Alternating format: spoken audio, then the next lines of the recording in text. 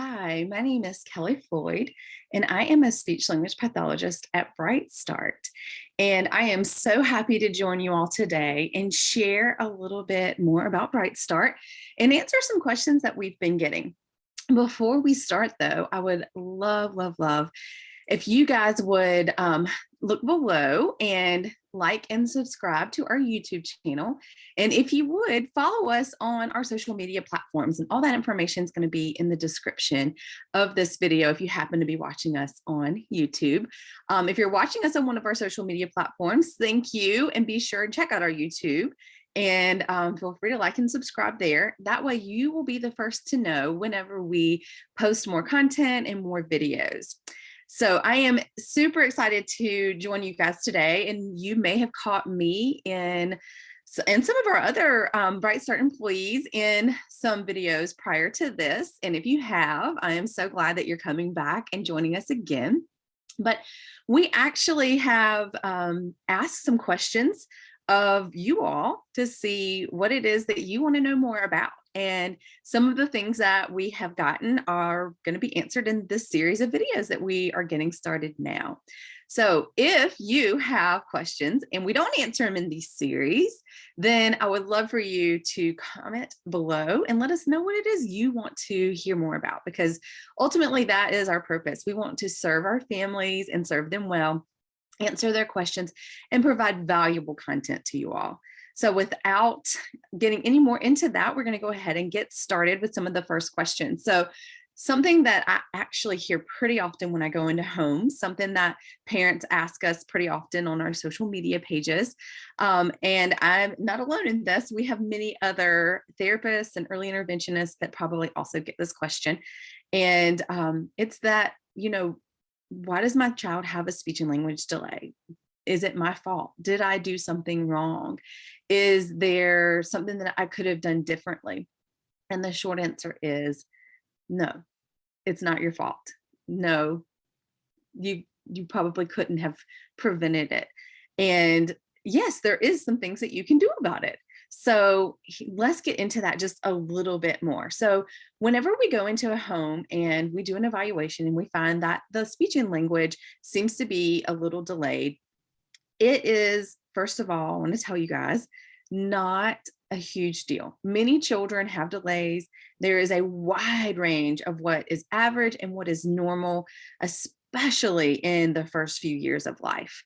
But the good news about all of that is that when we can get in there and get in there early, the window of opportunity and the window for learning is really wide. And that just means that kids make really quick progress whenever we are able to intervene early. And usually we're able to get children caught up pretty quickly and get them right on track and right on and developing with their peers. So that's the first thing that I want to impart to you. It's not your fault. It's not something that you did. There are plenty of studies and research that's been done on lots and lots of different cases where a child had every advantage that they needed. They've been talked to since they were little. They've been exposed to lots of different environments. They've been exposed to different opportunities to play and engage and to learn. And for whatever reason, they're just a little behind in development. We've also done studies with children who haven't had access to as many opportunities and as many advantages, such as, having parents in the home that are able to talk a lot or that have a higher degree of education. And those children have developed right on time. And so often it's not anything you did or didn't do. It's just that some kids need a little bit extra. They need a little bit more repetition and they need a little bit more time. And that's okay. And that's why people like me and other early intervention professionals, that's why we do what we do, is so we can come in and really help you with those things.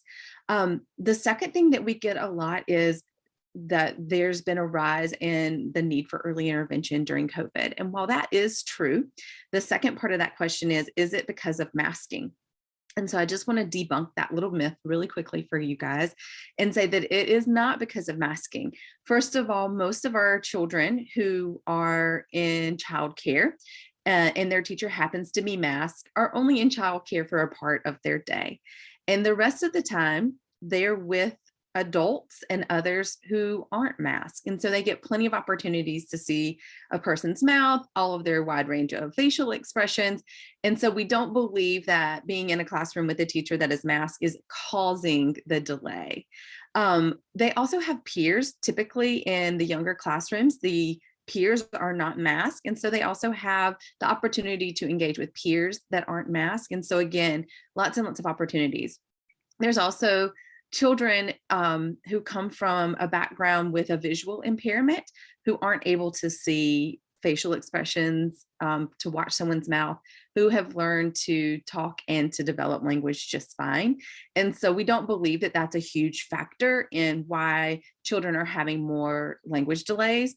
A more likely reason is that they're just not having as much exposure as maybe they would have pre-pandemic. They maybe have been home more. They maybe haven't gotten to have those community experiences that most children get, like going to the parks and going to the grocery store, at least not to the same level as they would have without the pandemic. And so really it's probably a lack of exposure and not necessarily as a result of having a teacher or a caregiver in their life that is having to be masked.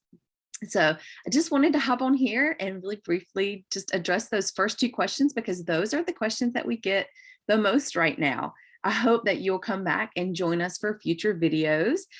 We're going to be doing a series on how our therapy is different coming up, and we're going to be getting into some various tips. I'm going to be sharing lots of different tips and things you can do in your home with your child or outside of your home with your child to help with language development, whether your child is delayed or not. We're going to be interviewing parents and talking to them about our services and how they work and how we do goal setting. So lots of really exciting things are coming up. So come back and join us. Make sure you like and subscribe so that you get notifications whenever we put out new content. And be sure to drop in our comments anything that you want to know, any questions that you have, anything that you want to know more about. And we will be sure to put that to our social media team. And hopefully we'll be able to bring that content back to you and share it with you. So thank you. I hope you guys have a fabulous day.